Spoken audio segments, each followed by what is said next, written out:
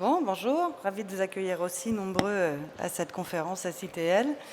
Je vais vous parler des résultats d'une étude qu'on en a réalisée sur cet été. En fait, on a envoyé le questionnaire l'été dernier et on a traité les résultats pour aboutir sur ce qu'on appelle un livre blanc ou un e-book qui est sorti là à la fin de l'année. Alors, on va parler de quoi? On va parler de sécurisation des opérations de la supply chain. On a fait un état des lieux sur 145 sociétés françaises qui ont été interrogées, qui ont répondu au questionnaire. Et puis après, on s'est réunis sur la base des réponses qui étaient statistiquement intéressantes. On s'est réunis avec quelques experts pour interpréter les résultats. Et c'est l'essentiel de ce que je vais partager avec vous ce matin. En termes de panel, parce que c'est toujours intéressant de voir qui a répondu, on voit qu'on est assez bien, les entreprises qui ont répondu sont assez bien réparties entre un taux d'activité à l'international ou des flux plutôt domestiques. En termes de secteur d'activité aussi, on a un beau panorama de différents secteurs. En termes de volume, alors les volumes, on a, selon l'activité de l'entreprise, évidemment, on ne peut pas demander à tout le type de société combien de palettes ils expédient, puisque dans certaines activités, la palette, ça ne veut rien dire. Donc on a aussi une bonne représentation en termes de volume, avec la majorité des sociétés qui sont plutôt dans des PME et une bonne représentation aussi des grands groupes internationaux. Ça, c'est un exemple. Alors, bien entendu, on a pris ceux que tout le monde connaissait ici, c'est parmi les plus prestigieux des types de sociétés qui ont répondu à l'étude. Voilà, représentation du secteur, des secteurs. On va rentrer maintenant dans le détail des résultats, enfin pas dans le détail parce qu'en plus le créneau est très court. Vous avez la possibilité de récupérer l'étude, je vous ai mis le lien sur le site web de Générix, c'est l'étude complète. Et puis on a même une version papier là qui vous sera distribuée, je crois, à la sortie. Donc on s'est posé une première série de questions pour nous éclairer sur est-ce que finalement, enfin dans quelle mesure la sécurisation des risques opérationnels, on est bien sur des risques opérationnels, hein, sur les risques du quotidien, puisque toute la partie risque, catastrophe naturelle, performance d'un fournisseur ou risque lié à un fournisseur ou un prestataire, c'était pas ça. On a vraiment voulu focaliser sur comment je maîtrise mes livraisons au quotidien avec les partenaires que j'active au quotidien, la partie opérationnelle. Donc, est-ce que ça, c'était un enjeu prioritaire? Donc la première question qu'on a posée, c'est celle-ci. On avait proposé de cocher, de faire un ranking en fait d'un certain nombre d'éléments et bon, sans vraiment de surprise, on se rend compte que la problématique coût, performance et agilité est toujours celle qui est mise en avant. Et juste derrière vient la réduction de ces fameux risques opérationnels.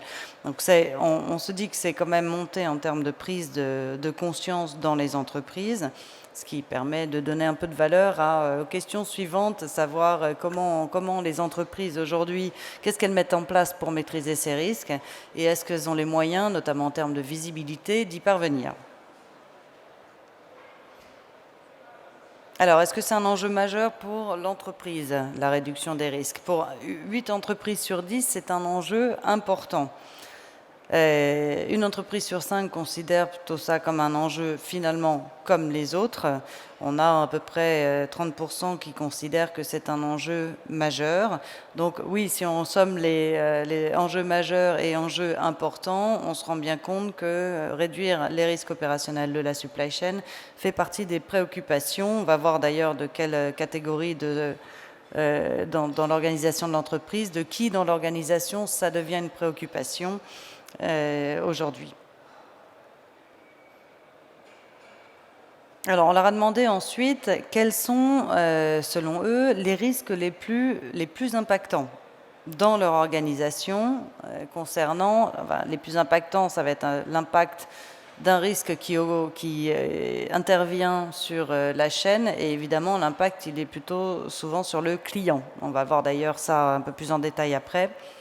Et le premier, alors finalement, on était assez surpris, même si on a très vite compris pourquoi cette réponse était sortie. C'est que voilà, le risque le plus impactant aujourd'hui pour les entreprises, le plus redouté finalement, c'est une défaillance du système d'information. Alors, j'ai participé, j'ai vu la présentation juste avant là, des sociétés qui sont tous des sociétés avec un service logistique et se définissent elles-mêmes finalement comme des boîtes d'informatique. Et on sent bien que, notamment en supply chain ou en gestion de production, il n'y a pratiquement plus rien dès qu'on est dans une taille de société raisonnable, enfin au-delà de quelques salariés. Finalement, tout est piloté. Tout est, ne serait-ce que la base de données des produits, hein, la base de l'information, les produits, les clients, les adresses pour livrer, l'emplacement d'un stock, la disponibilité d'un produit en stock, les transporteurs qu'on a référencés, tout ça c'est dans le système d'information. Alors quand on a fait ce fameux dîner d'analyse avec quelques experts, une des personnes qui était là, Pauline Le Chertier, là, qui a travaillé pas mal de temps chez Darégal, enfin dans plein de boîtes de fabrication de produits alimentaires, me disait, c'est clair que quand on équipe des opérateurs avec un système d'information, que ce soit un logiciel ou même du matériel, en quelques semaines, voire en quelques mois, c'est impossible de faire marche arrière parce qu'ils ont tout simplement oublié, ils ne savent plus opérer autrement qu'en s'appuyant sur les données et sur ce que leur recommande le système. Donc au bout de quelques années, on se rend compte qu'il y a une dépendance totale finalement de l'organisation de l'entreprise à ces systèmes d'information. Ce qui explique pourquoi, évidemment, la défaillance de ce système d'information ressort parmi les risques opérationnels les plus redoutés par les entreprises. Ensuite, on a des choses auxquelles on s'attendait, évidemment, et qui sont finalement beaucoup plus traditionnelles. C'est la défaillance d'un prestataire, d'un fournisseur, un pic d'évolution, un pic de volume de vente qu'on n'avait pas prévu, qu'on n'avait pas bien anticipé. Bon, là, on n'a rien appris de particulier. Ça fait longtemps que la logistique met en place et travaille pour justement réduire les impacts et essayer soit d'anticiper, soit d'augmenter l'agilité de l'organisation logistique ou supply chain pour pallier à ces événements-là.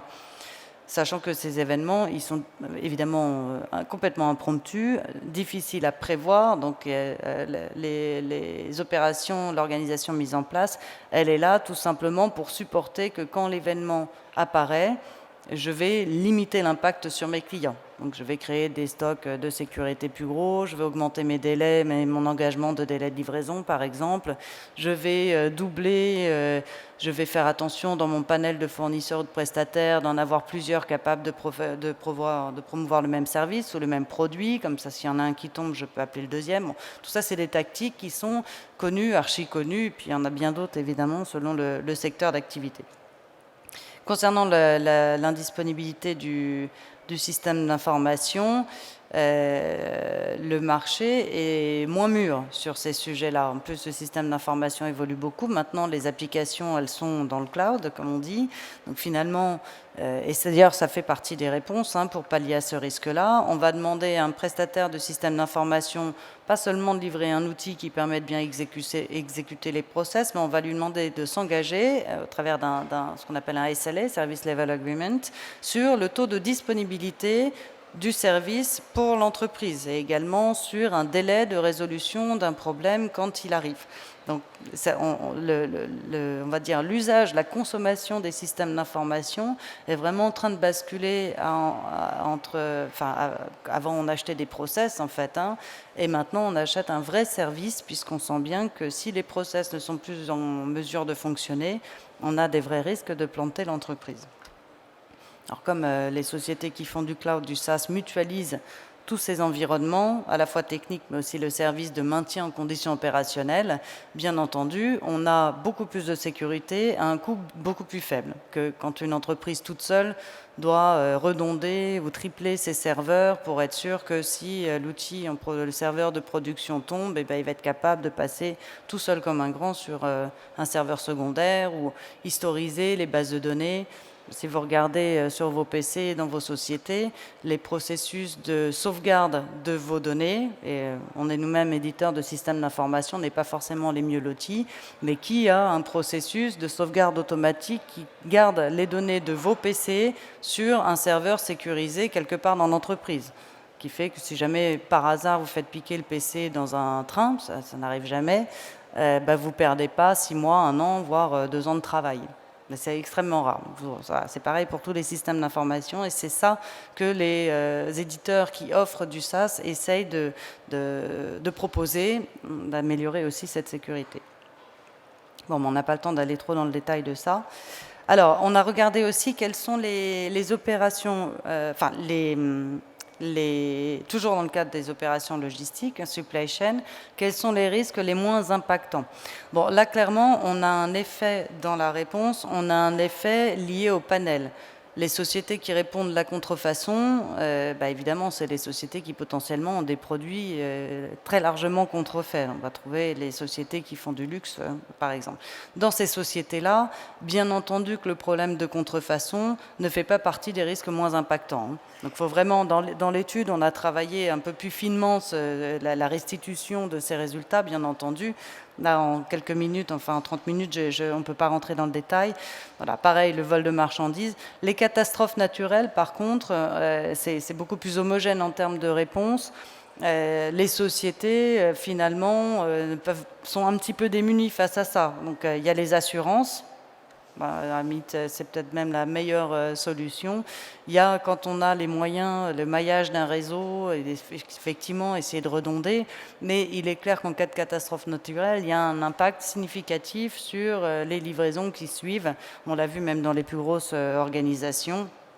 C'est compliqué à gérer. Bon, par contre, là, on ne le détaille pas ici, mais il y a beaucoup, là on est moins dans les problèmes d'ailleurs opérationnels, une catastrophe naturelle, c'est un problème exceptionnel.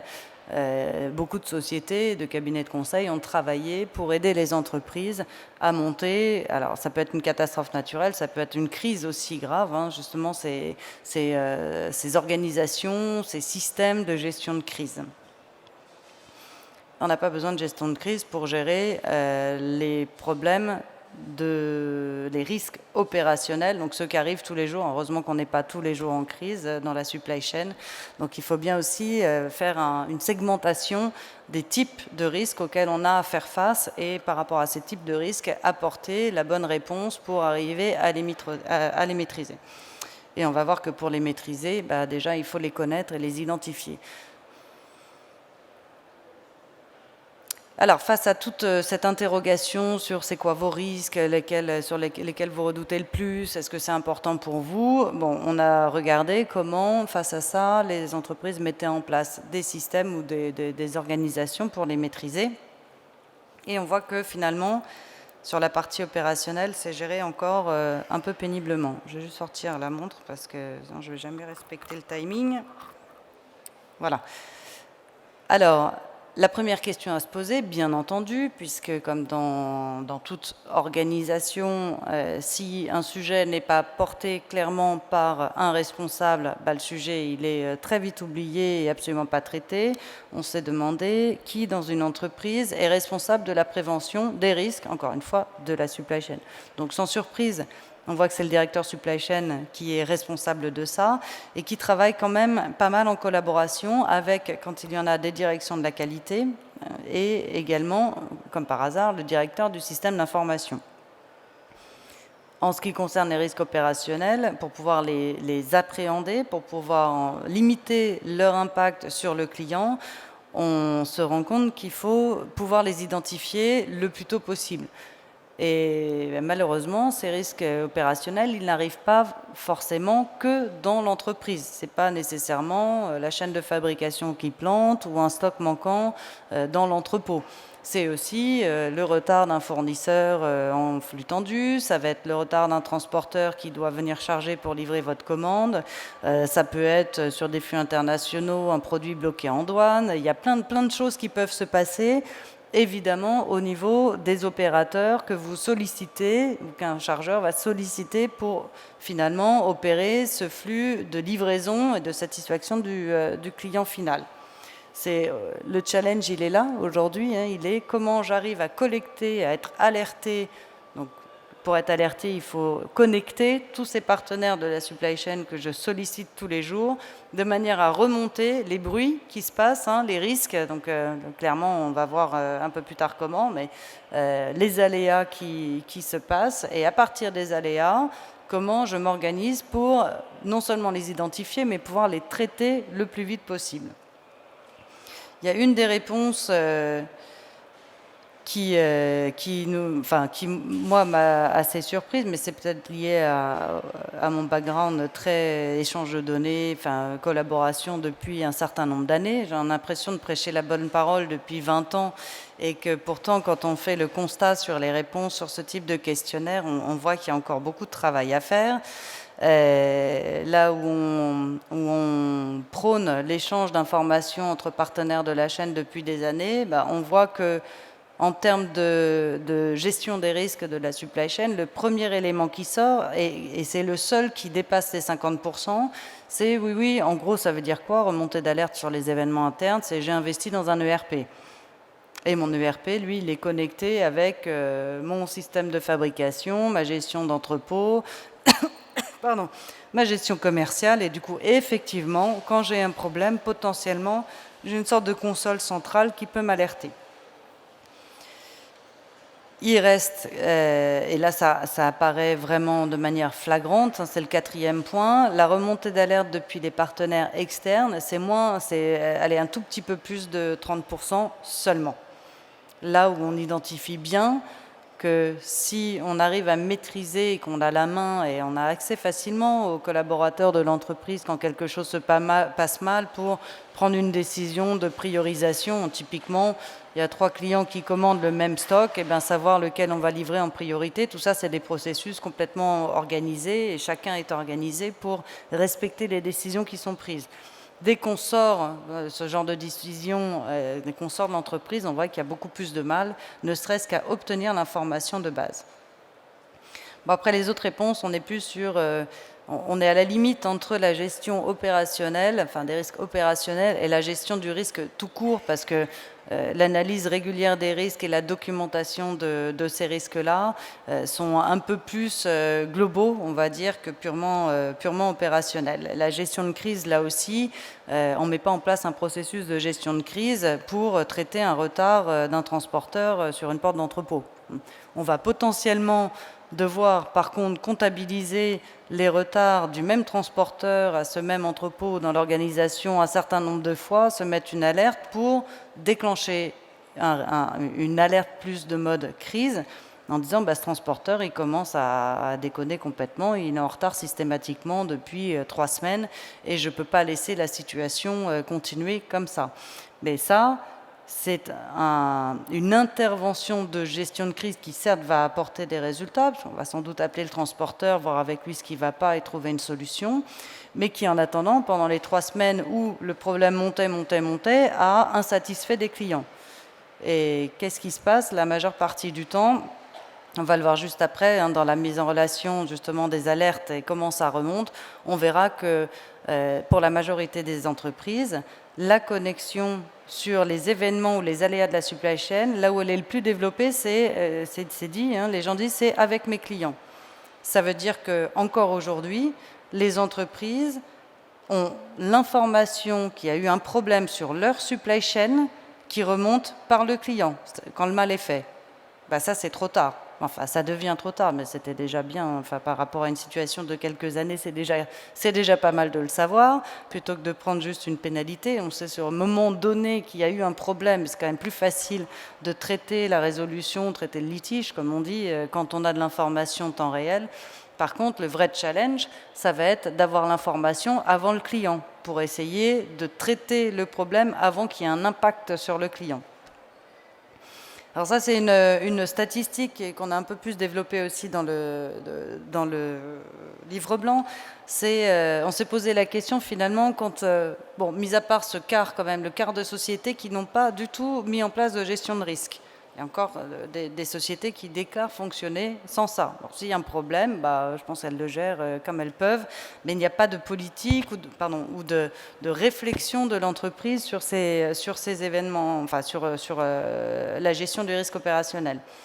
On voit que finalement, les entreprises limitent pas mal le nombre d'actions qu'elles mettent en simultané. Ça, c'est plutôt sain d'ailleurs, hein, parce que ça évite une certaine forme de désorganisation. Dès qu'il y a un événement qui se passe, il ne faut pas que vous ayez l'ensemble de l'entreprise focalisé pour un petit événement. Donc le fait d'avoir mis comme ça, il y a le détail des actions dans le rapport, là, dans le document, et on voit que c'est des actions plutôt complémentaires. Donc là, on a trouvé par contre qu'il y avait une bonne maturité pour les entreprises qui ont voulu mettre ça en place, elles ont mis en place des choses plutôt performantes.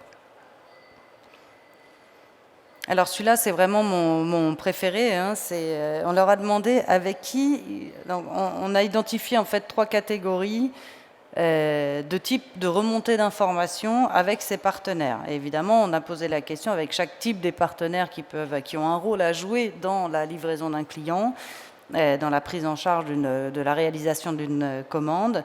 Et on leur a demandé quel était le niveau de visibilité qu'ils avaient. Donc visibilité nulle, ça veut dire qu'en gros, ils n'ont pas mis d'échange. S'ils veulent une information, il faut qu'ils prennent leur téléphone et qu'ils posent une question. Typiquement, vous passez par une société de messagerie pour livrer des clients et la messagerie en question n'a même pas un site, un portail track and trace. Il faut vraiment carrément les appeler pour savoir où en est telle palette ou tel colis pour tel magasin.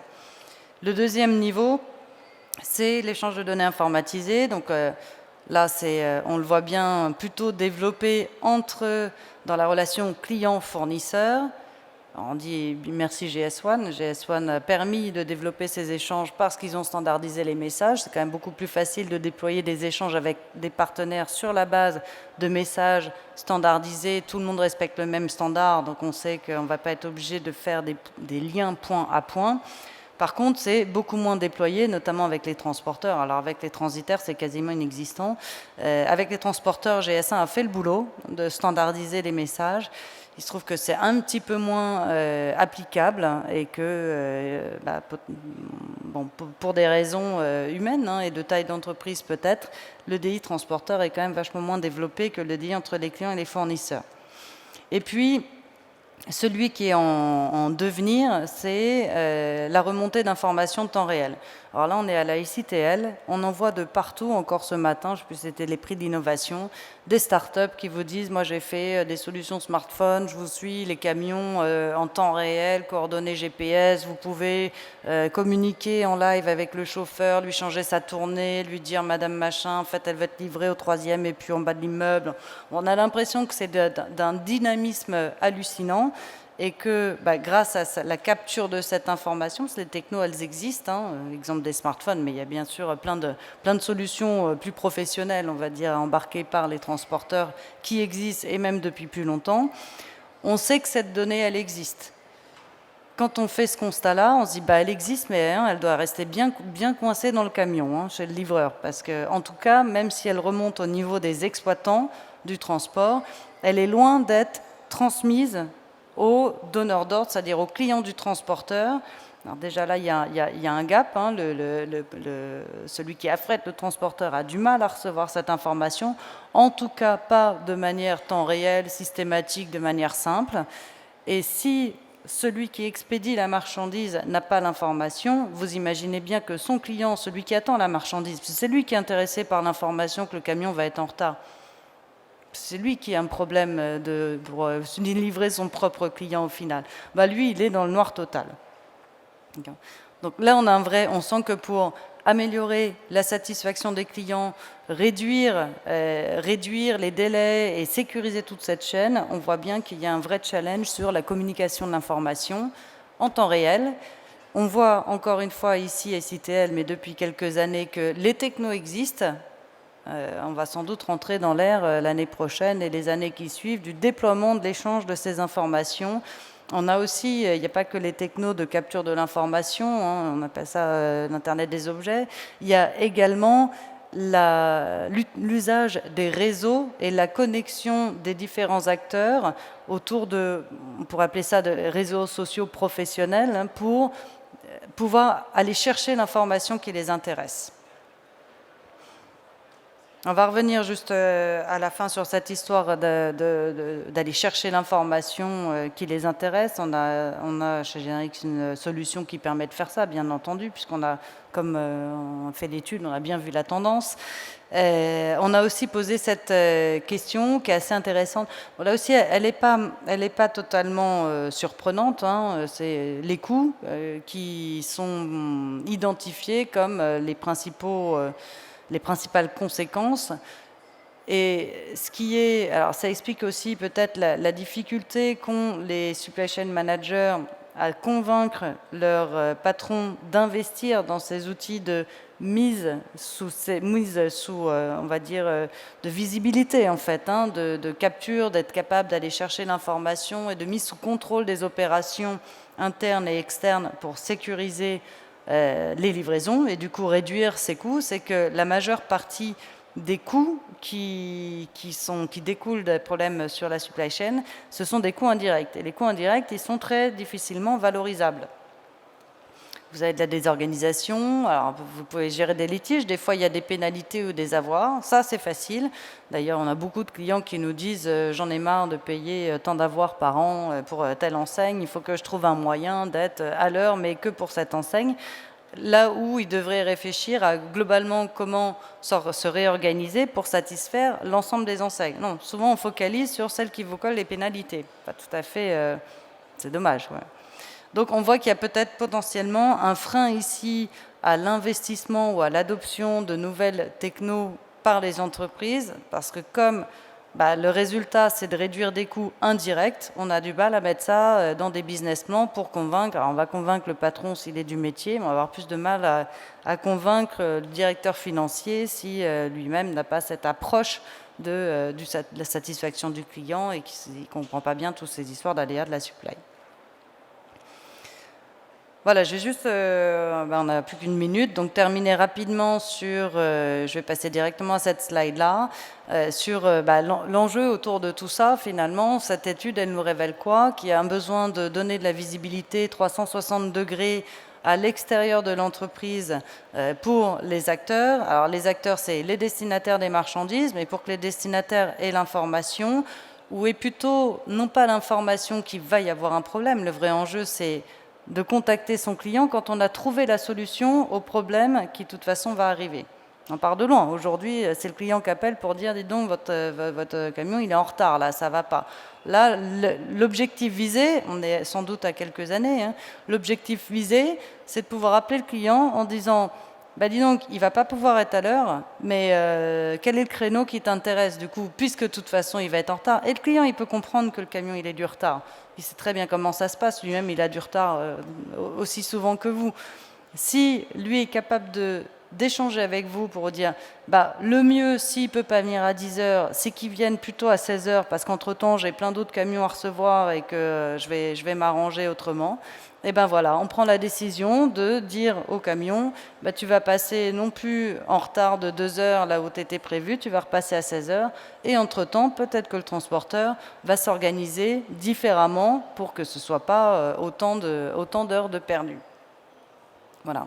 On peut imaginer ça notamment très bien dans du calcul automatique de tournée de livraison quand on va livrer plusieurs clients en messagerie, notamment de recalculer en temps réel une tournée à partir de nouvelles contraintes qui sont apparues sur la chaîne. Pour arriver à faire ça, il faut quoi? Il faut d'une part collecter les événements qui se passent en temps réel. Donc on voit plutôt sur la droite de l'écran des exemples de solutions du marché, soit smartphone, soit PDA, qui vous donnent soit des coordonnées GPS, soit des statuts par rapport à une tournée de livraison. Ça peut aussi être des événements de préparation à l'entrepôt, avec ça doit sortir à telle heure, du coup ça doit être mis au packaging à telle heure, et du coup on doit lancer la vague pas plus tard qu'à telle heure. Et tout ça remonte en termes d'événements, mais ça n'a aucun intérêt pour un utilisateur final de remonter tous les événements d'un coup, parce qu'il ne peut rien en faire. Lui, ce qui l'intéresse, c'est de savoir il y a un problème ou il n'y a pas un problème. Et pour savoir s'il y a un problème, il faut être capable de comparer les événements avec le chemin théorique.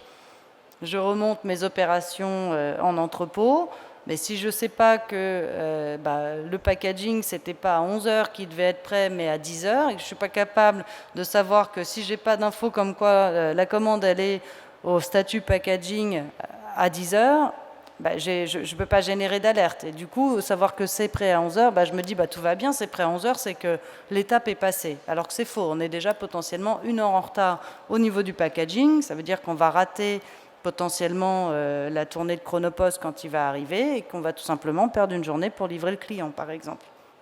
Donc voilà, l'importance de pouvoir comparer le théorique avec le réel et de générer à l'utilisateur uniquement des alertes, donc en fonction de seuil, c'est des choses qui peuvent se paramétrer, pour que lui ait la visibilité des situations à risque, mettre son filtre de est-ce que c'est vraiment un risque ou quel va être l'impact si je ne traite pas le sujet, et quand il traite le sujet, trouver une solution de manière collaborative avec l'ensemble des partenaires.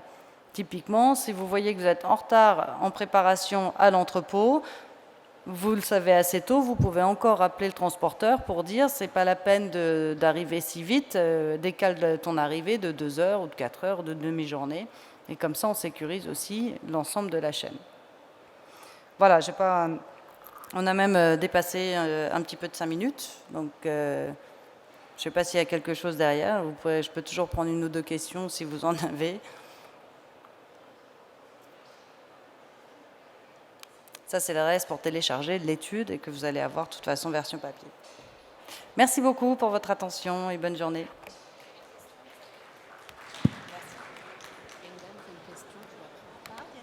La dame qui a le veste rouge, tu vas la voir ?